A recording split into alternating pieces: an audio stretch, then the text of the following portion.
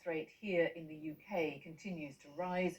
How does it compare with the worst affected countries? The UK is believed to be several weeks behind Italy in the progress of the virus.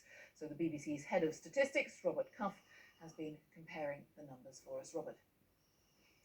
Well, first, let's take a look at how quickly the deaths have climbed in the UK.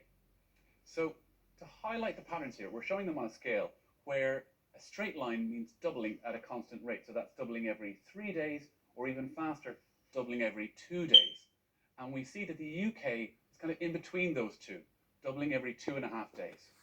Now, if that pattern carried on, we'd expect to see another 600 deaths by Monday and another 1,200 again by Thursday. That's a lot, but how does it compare to other countries? Well, let's add Italy, starting both of them from the day where they passed 10 deaths. And the early growth in both countries looks pretty similar in that kind of doubling every 2 to 3 days.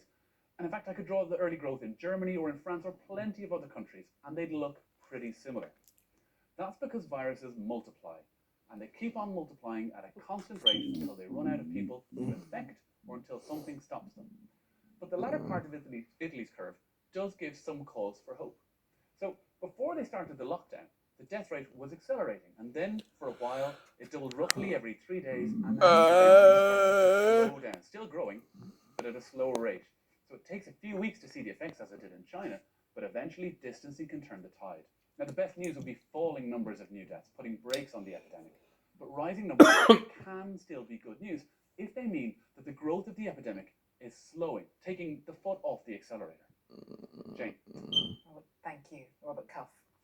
Well, police have already issued fines to people who've breached the rules around movement and self-isolating.